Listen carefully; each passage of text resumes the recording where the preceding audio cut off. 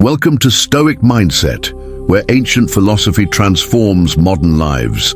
Today, I'm going to share with you 12 powerful Stoic lessons that will fundamentally change how you navigate life's challenges.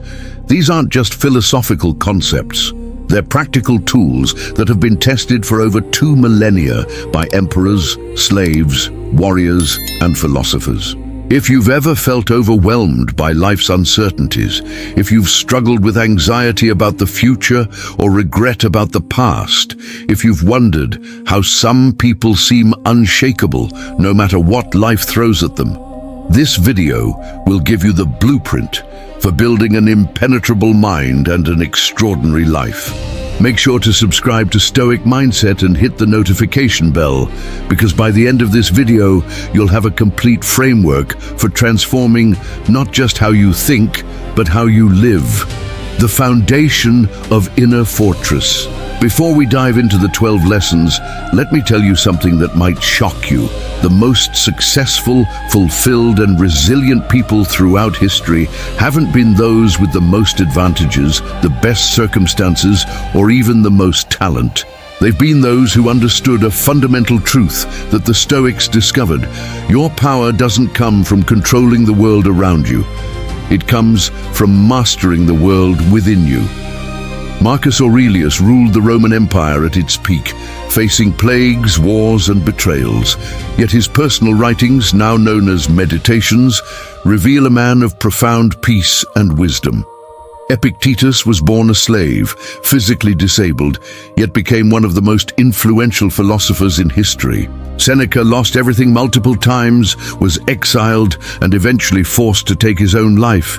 Yet his letters on ethics and the good life continue to inspire millions. What did these men know that we don't? They understood that an impenetrable life isn't built on external fortifications. It's built on internal principles. The modern world has convinced us that we need more money, more recognition, more control over external circumstances to be secure and happy.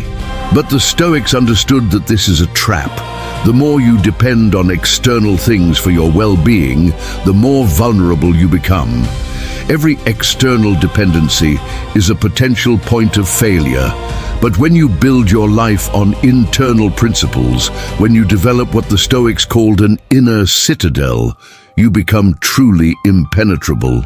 Not because nothing bad can happen to you, but because nothing that happens to you can destroy your capacity to live well. Lesson 1. The Dichotomy of Control. The first and most fundamental lesson is what Epictetus called the dichotomy of control. This single concept, properly understood and applied, can eliminate 90% of your anxiety and frustration overnight.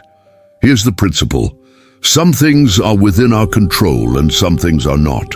Within our control are our judgments, decisions, desires, and actions. Outside our control is literally everything else: our bodies, our reputations, our possessions, and all external events. Now, this might seem simple, even obvious, but here's where it gets powerful. Most of us spend the majority of our mental and emotional energy trying to control things that are fundamentally outside our control.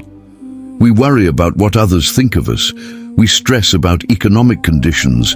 We agonize over past mistakes or future uncertainties. Meanwhile, we neglect the one area where we have absolute sovereignty: our own thoughts, choices, and responses. Imagine you're stuck in traffic late for an important meeting. The typical response is frustration, anger, stress. But applying the dichotomy of control changes everything. The traffic is not in your control. That's simply reality. But your response to the traffic is entirely within your control. You can choose to see it as a disaster, or you can choose to see it as an opportunity to practice patience, to listen to an educational podcast, to mentally prepare for your meeting. The external situation hasn't changed, but your experience of it transforms completely. This isn't about being passive or indifferent. It's about investing your energy where it can actually make a difference. When you stop wasting energy trying to control the uncontrollable, you have more power to influence what you actually can control. You become like water, flowing around obstacles rather than crashing against them, always finding a way forward. Marcus Aurelius faced plagues that killed millions, including his own children. He couldn't control the disease, but he could control his response. He focused on what he could do, providing leadership, maintaining order, setting an example of courage.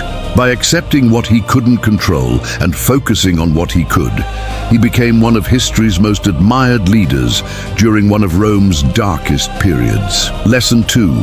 Amor fati. Love your fate. The second lesson takes the dichotomy of control to its logical conclusion. Not just accepting what you can't control, but actually embracing it. The Stoics called this amor fati, love of fate. This doesn't mean you have to like everything that happens to you. It means recognizing that everything that has happened to you has contributed to who you are, and everything that will happen to you is an opportunity for growth. This is radically different from mere acceptance or resignation. When you truly embrace amor fati, obstacles become opportunities, become setups for comebacks, and every challenge becomes a chance to demonstrate your values and strengthen your character. The Stoics had a phrase for this: the impediment to action advances action. What stands in the way becomes the way. Consider Thomas Edison, who, when his laboratory burned down, destroying years of work and millions of dollars in equipment, reportedly said, "Thank God all our mistakes were burned up, now we can start fresh." This is amor fati in action, not just accepting the fire, but seeing it as a clearing of the path for something better. When you develop amor fati, you stop being a victim of circumstances and become a partner with fate. You stop asking, "Why did this happen to me?" and start asking, "How can I use this?" Every experience, pleasant or unpleasant, becomes raw material for your development. Failed relationships teach you about yourself and what you truly value. Professional setbacks reveal new paths you wouldn't have considered. Health challenges force you to develop disciplines that make you stronger in the long run. This doesn't mean you seek out suffering or don't try to improve your circumstances. It means that when life inevitably delivers challenges, you meet them not with resistance, but with curiosity and even gratitude. You understand that the universe isn't happening to you, it's happening for you, providing exactly the experiences you need to become who you're capable of becoming. Lesson 3. Memento mori. Remember death. The third lesson is perhaps the most sobering yet liberating of all Stoic practices. Memento mori. Remember that you will die. In our death-phobic culture, this might seem morbid or depressing. But for the Stoics, regular contemplation of mortality wasn't about being gloomy. It was about being alive. When you truly understand that your time is limited, every moment becomes precious, every decision becomes important, and every day becomes an opportunity. Seneca recommended that we tell ourselves each night that we might not wake up, and each morning that we might not make it to evening. Not to create anxiety, but to create appreciation. When you know that this conversation with a loved one might be your last, you're fully present. When you understand that this project might be your final contribution, you give it your best effort. When you recognize that this day might be your last, you don't waste it on trivial pursuits or petty grievances. Steve Jobs famously said that remembering he would die was the most important tool he'd ever encountered for making the big choices in life. Because almost everything, all external expectations, all pride, all fear of embarrassment or failure, these things just fall away in the face of death, leaving only what is truly important. Memento mori also provides perspective on our problems. That embarrassing mistake that's keeping you up at night. In the face of mortality, it's insignificant. That person who wronged you that you're holding a grudge against, Life is too short for resentment, that dream you've been putting off because you're afraid of failure. The real failure is reaching the end of your life with regrets about what you didn't try. This practice transforms procrastination into action, fear into courage, and complacency into urgency. When you truly internalize that you're going to die, you stop living as if you have unlimited time. You stop putting off important conversations, meaningful work, and genuine experiences. You stop trading your limited hours for things that don't truly matter to you. Lesson 4.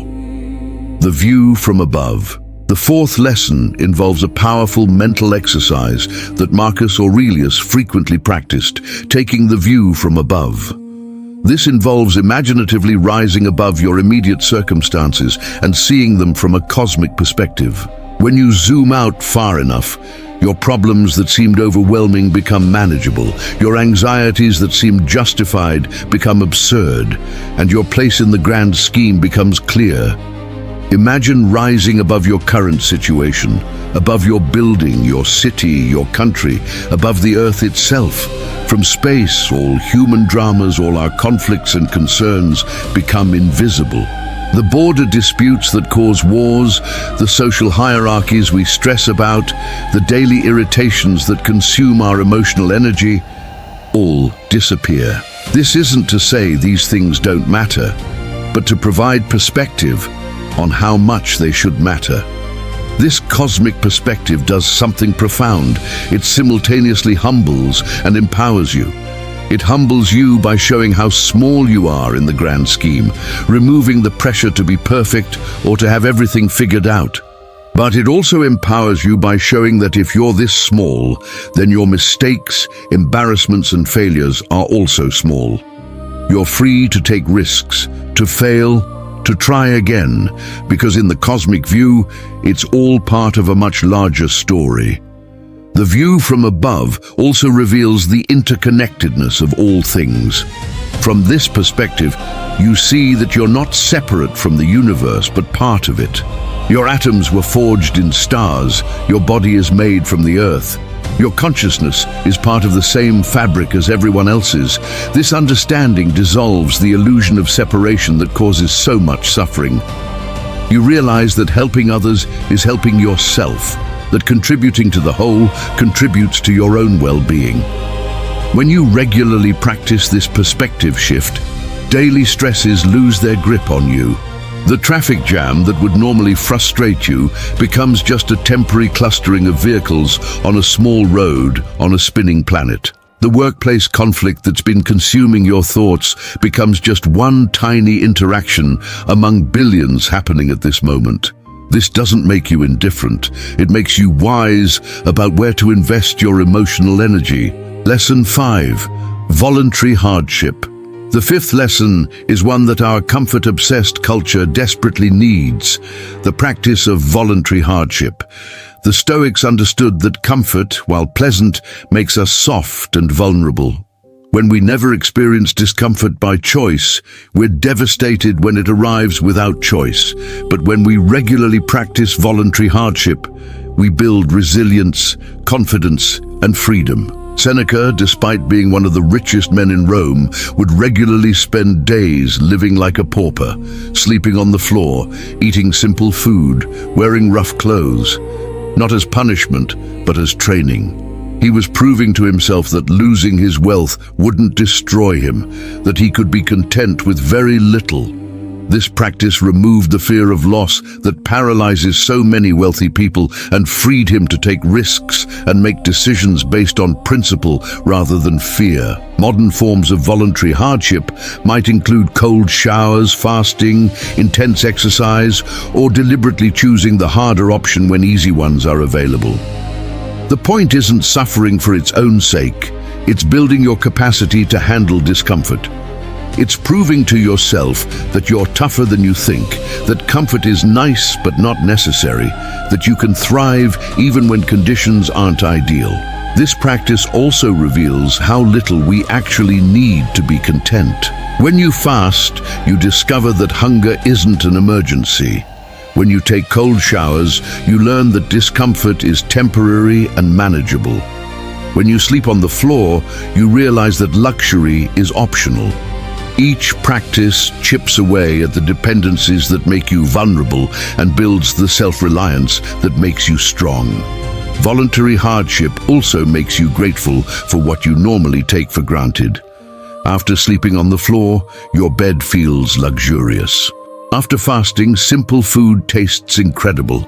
After cold exposure, warmth feels like a blessing. This gratitude isn't theoretical, it's visceral, felt in your bones.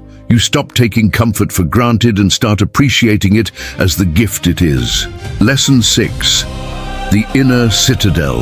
The sixth lesson involves building what the Stoics called the inner citadel, an impregnable fortress of the mind that no external force can breach. This isn't about becoming cold or disconnected. It's about developing an unshakable core of values, principles, and self-reliance that remains stable regardless of external circumstances. Your inner citadel is built on the recognition that your true self, your capacity to choose, to think, to maintain your values, cannot be touched by external forces without your permission. Others can imprison your body, but not your mind. They can take your possessions, but not your principles. They can attack your reputation, but not your character. This understanding is profoundly liberating because it means that the most important part of you is always safe, always free, always under your control. Building this inner citadel requires daily practice. Every time you choose response over reaction, you strengthen the walls. Every time you maintain your principles despite pressure to compromise, you fortify the gates. Every time you find peace in chaos, contentment in scarcity, or meaning in suffering, you add another stone to the foundation. This inner citadel becomes your refuge during life's storms. When the world feels chaotic, you can retreat to this space of clarity and calm. When others try to manipulate or control you, you stand firm in this fortress of self-determination. When circumstances strip away external supports, you discover that your true strength was always internal. The inner citadel also changes how you engage with the world. When you know you have an impregnable retreat, you can venture out boldly. You can take risks because failure can't destroy you. You can love deeply because loss can't break you. You can commit fully because disappointment can't define you. The fortress doesn't isolate you. It liberates you to engage with life fully. Lesson 7. Negative visualization. The seventh lesson involves a practice that might seem pessimistic, but is actually profoundly practical. Negative visualization, or premeditatio malorum, as the Stoics called it. This involves deliberately imagining loss, failure, and worst-case scenarios, not to create anxiety, but to eliminate it. When you've already thought through and accepted the worst that could happen, you're free from the fear of it happening. Every morning, spend a few moments imagining losses, losing your job, your relationship ending, your health declining. Don't dwell on these thoughts or catastrophize, but simply acknowledge them as possibilities and consider how you would respond. What would you do? How would you cope? What would still remain that no one could take from you? This practice does several powerful things. First, it removes the shock factor from negative events. When something bad happens that you've already visualized and accepted, you respond with, "I knew this was possible," rather than, "I can't believe this is happening." This emotional preparation allows you to respond more effectively to actual challenges. Second, negative visualization generates gratitude. When you imagine losing something, then open your eyes and realize you still have it, appreciation floods in. Your partner is still there, your health is still intact, your home still stands. These things you normally take for granted become sources of active gratitude. Third, this practice reveals what truly matters. When you imagine various losses, you discover that some would devastate you while others would barely affect you. This clarity helps you invest your energy appropriately, protecting and nurturing what truly matters while holding loosely to what doesn't. Lesson 8. The discipline of desire. The eighth lesson addresses one of the primary sources of human suffering: undisciplined desire. The Stoics understood that suffering comes not from not having what we want, but from wanting what we don't have. The discipline of desire isn't about eliminating all wants, but about wanting what you have while working toward what you want. This paradox is crucial to understand. The Stoics weren't advocating for passivity or lack of ambition. Marcus Aurelius ran an empire, Seneca built enormous wealth, Epictetus founded an influential school. They had goals and worked toward them. But they understood the difference between preference and attachment, between working toward something and needing it for happiness. When you master the discipline of desire, you can pursue goals without being enslaved by them. You can want success without needing it for self-worth. You can seek wealth without believing it will make you happy. You can desire health while accepting illness if it comes. This freedom from desperate need actually makes you more likely to achieve your goals because you're operating from abundance rather than scarcity. The discipline of desire also involves examining why you want what you want. Often, our desires aren't really our own. They're programmed by society, media, or comparison to others. When you dig deeper, you might discover that what you thought you wanted isn't aligned with your values at all. The promotion that requires sacrificing family time, the luxury car that impresses people you don't even like, the lifestyle that looks good on social media but feels empty in reality. Lesson 9. The power of perception. The ninth lesson reveals one of the most transformative Stoic insights. It's not events themselves that disturb us, but our judgments about events. Shakespeare, influenced by Stoic philosophy, put it this way: "There is nothing either good or bad, but thinking makes it so." This isn't relativism or denial of reality.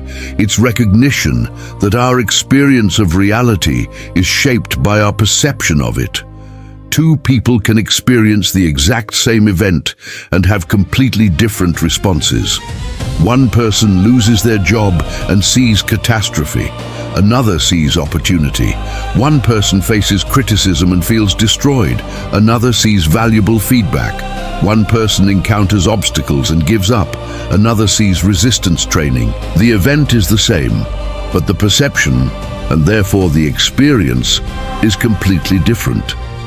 This power of perception is your greatest tool for creating an impenetrable life. When you understand that you're the author of your experience through the stories you tell yourself about what happens, you reclaim enormous power. You stop being a victim of circumstances and become the creator of meaning. This doesn't mean deluding yourself or pretending bad things are good. It means finding the most empowering, useful perception available. When facing illness, you can perceive it as pure suffering, or you can perceive it as an opportunity to develop patience, to appreciate health, to connect with others who are suffering. The illness remains, but your experience of it transforms. Developing this power requires vigilance. You must catch yourself when you're automatically assigning negative meanings to neutral events. That person who didn't text back isn't necessarily ignoring you. They might be busy. That setback isn't necessarily a disaster. It might be redirection towards something better. That criticism isn't necessarily an attack. It might be a gift of perspective. Lesson 10. Strategic humility. The 10th lesson involves developing what I call strategic humility, the recognition that you don't know as much as you think you do, and that this ignorance is actually a strength. The Stoics, influenced by Socrates, understood that wisdom begins with admitting what you don't know. This isn't false modesty or self-deprecation. It's an accurate assessment of the limits of human knowledge and the complexity of reality. When you embrace strategic humility, several powerful shifts occur. First, you become genuinely curious rather than defensively certain. You ask questions instead of making assertions. You listen to understand rather than to refute.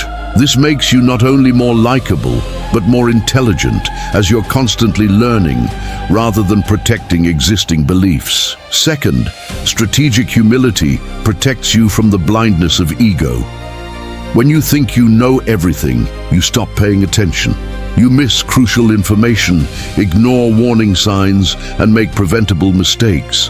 But when you maintain humility about your knowledge, you stay alert, adaptive, and aware.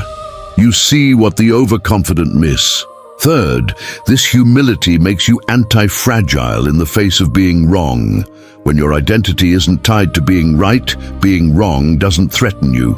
You can admit mistakes quickly, change course when needed, and update your beliefs when presented with better information.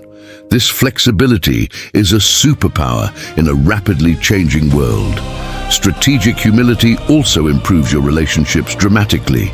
People trust those who can admit they don't know everything. They respect those who can say, "I was wrong" or "I don't know," without ego damage. They're drawn to those who are secure enough to be uncertain. Lesson 11. The practice of virtue. The 11th lesson brings us to the core of Stoic philosophy. The practice of virtue. For the Stoics, virtue wasn't an abstract concept, but a daily practice. They identified 4 cardinal virtues: wisdom, the ability to make good decisions; justice, treating others fairly; courage, doing what's right despite fear; and temperance, self-control and moderation. Every action, every decision, every response is an opportunity to practice these virtues. What makes virtue so powerful is that it's entirely within your control and can never be taken from you. External goods, wealth, health, reputation can be lost. But your commitment to virtue, your choice to act wisely, justly, courageously, and temperately is always available. This makes virtue the only reliable source of lasting fulfillment and self-respect. Practicing virtue also simplifies decision-making tremendously. Instead of calculating what will make you happiest or most successful, you simply ask, what would a virtuous person do here? What action aligns with wisdom, justice, courage, and temperance? This framework cuts through complexity and provides clear guidance even in difficult situations.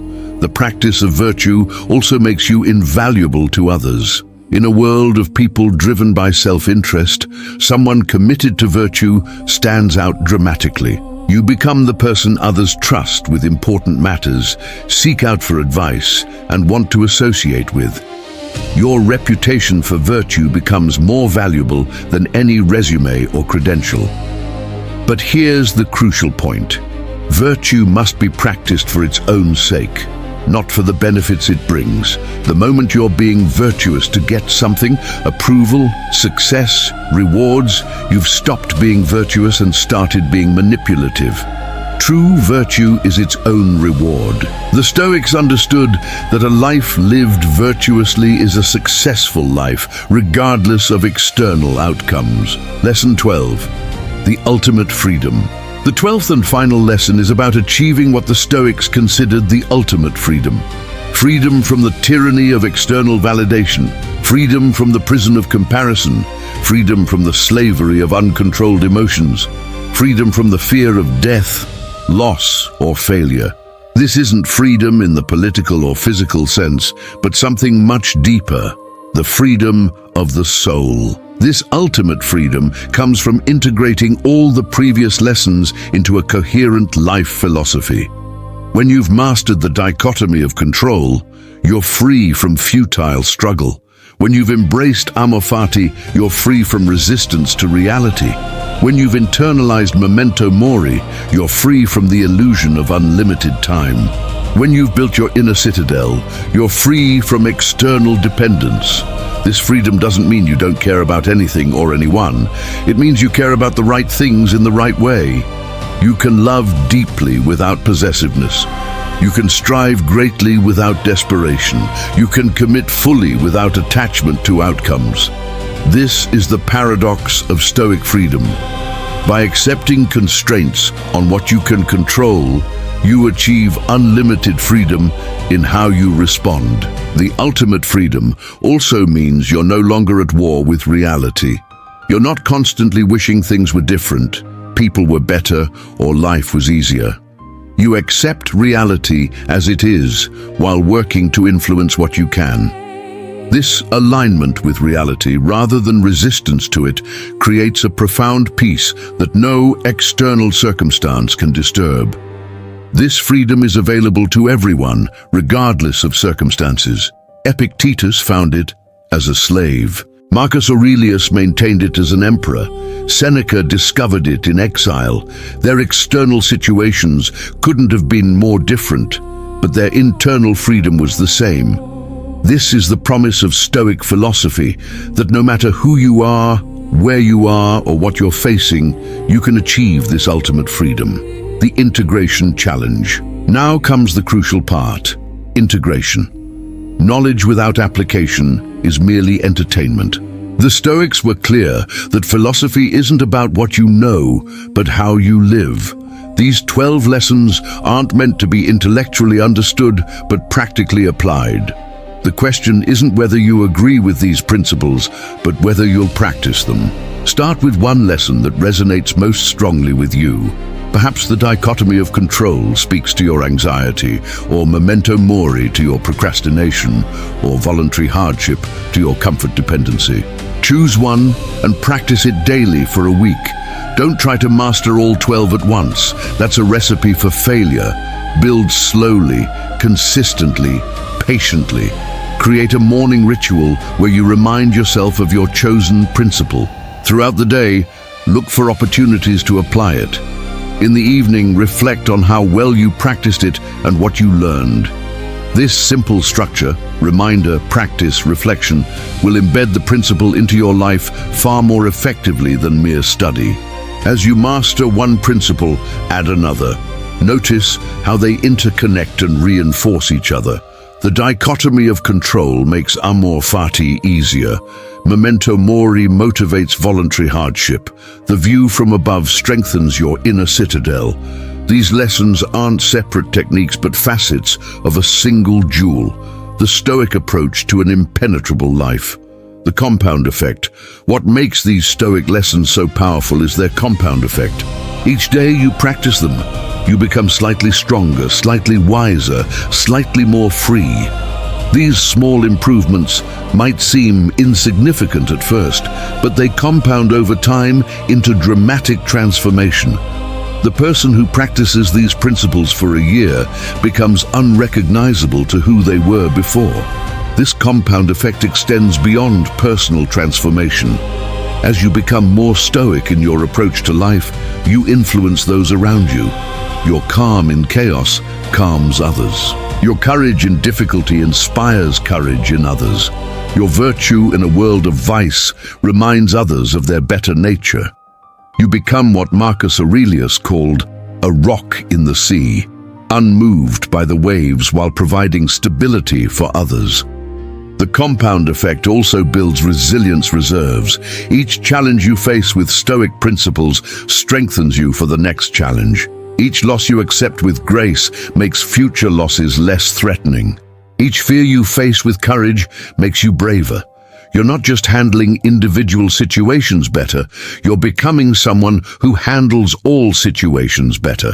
The modern application. These ancient lessons aren't museum pieces, they're urgently needed modern tools. In an age of social media comparison, the view from above provides perspective. In a culture of comfort addiction, voluntary hardship builds strength. In a world of external validation seeking, the inner citadel provides stability. In times of rapid change, Stoic principles provide unchanging wisdom. Consider how these lessons apply to modern challenges. Facing job uncertainty, the dichotomy of control helps you focus on improving your skills rather than worrying about economic conditions. Dealing with social media anxiety, memento mori reminds you that likes and followers are trivial in the face of mortality. Struggling with consumer culture, the discipline of desire helps you want what you have rather than constantly craving more. These principles also enhance modern opportunities. Building a business, Stoic resilience helps you weather the inevitable setbacks. Pursuing education, strategic humility keeps you learning rather than assuming you know. Creating relationships, the practice of virtue makes you someone worth knowing. The Stoics didn't retreat from the world. They engaged with it fully, and these principles will help you do the same. The call to adventure. As we conclude this exploration of 12 Stoic lessons for an impenetrable life, understand that you're standing at a threshold. Behind you is the life you've known, reactive, vulnerable to external circumstances, dependent on things outside your control for happiness and security. Ahead of you is the possibility of something different, a life of principle, purpose, and unshakable inner strength. This isn't an easy path. It requires daily practice, constant vigilance, and the courage to go against cultural conditioning. You'll fail regularly, forget principles, and fall back into old patterns. The Stoics knew this. They called philosophy a lifelong practice, not a destination. The goal isn't perfection, but progress, not mastery, but improvement. But here's what makes this journey worth taking. It's the only path to genuine freedom and fulfillment. Everything else, wealth, success, pleasure, even relationships, can be taken from you. But the strength you build through these practices, the character you develop, the wisdom you gain, these become part of you in a way that no external force can remove. Your next action. If you've made it this far, you've already demonstrated something important: the patience and focus to engage with deep ideas rather than seeking quick fixes.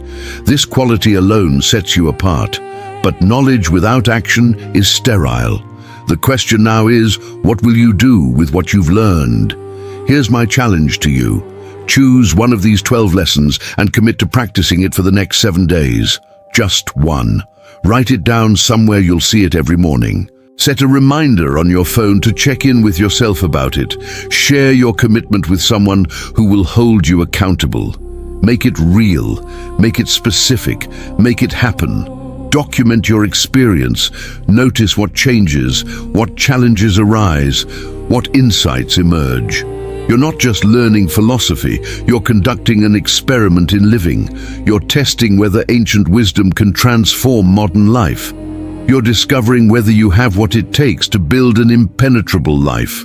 Subscribe to Stoic Mindset if you haven't already. Not because I need your subscription, but because you need the regular reminder that there's a different way to live. Hit the notification bell so you don't miss the practical applications, deep dives, and real-world examples that will support your practice. Like this video if it's provided value. Your engagement helps others discover these life-changing principles.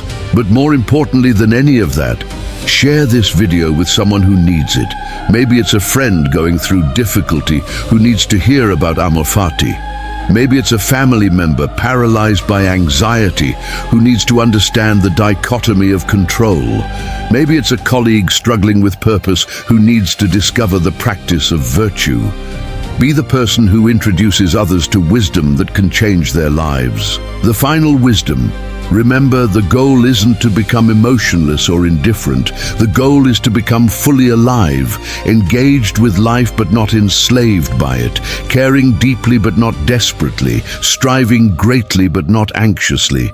The Stoics weren't trying to eliminate human nature, but to perfect it, not to escape life, but to master it. The impenetrable life isn't about building walls that keep everything out. It's about building strength that can handle anything that comes in. It's about becoming someone who doesn't need life to be easy to be happy, who doesn't need circumstances to be perfect to be content, who doesn't need others' approval to know their worth. This is the promise of Stoic philosophy. Not that life will become easy, but that you will become capable. Not that challenges will disappear, but that you will become anti-fragile. Not that you'll never suffer, but that you'll find meaning in suffering. Not that you'll control everything, but that you'll master what matters, yourself. The ancient Stoics lit a torch over 2,000 years ago. Through war and peace, prosperity and poverty, empire and collapse, that flame has been kept alive by those who understood its value. Now it's being passed to you. Will you carry it forward?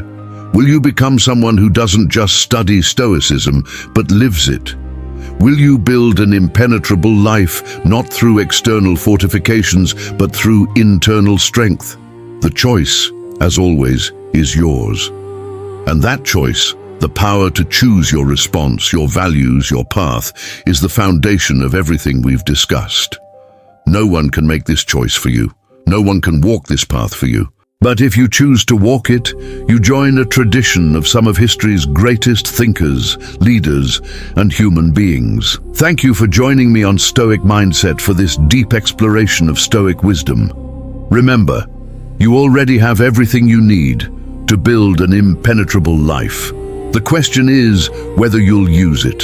The ancient wisdom is available. The modern application is clear. The only thing missing is your commitment. Will you make it? Will you start today? Will you become living proof that these principles work? The Stoics are watching, history is recording, and your future self is hoping you'll make the choice that transforms everything. Until next time, remember Marcus Aurelius's words. You have power over your mind, not outside events. Realize this, and you will find strength. That strength is available to you right now, in this moment, regardless of your circumstances. Claim it, develop it, and use it to build a life that no external force can shake.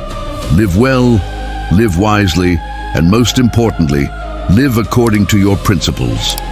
This is Stoic Mindset, and this is your invitation to an impenetrable life.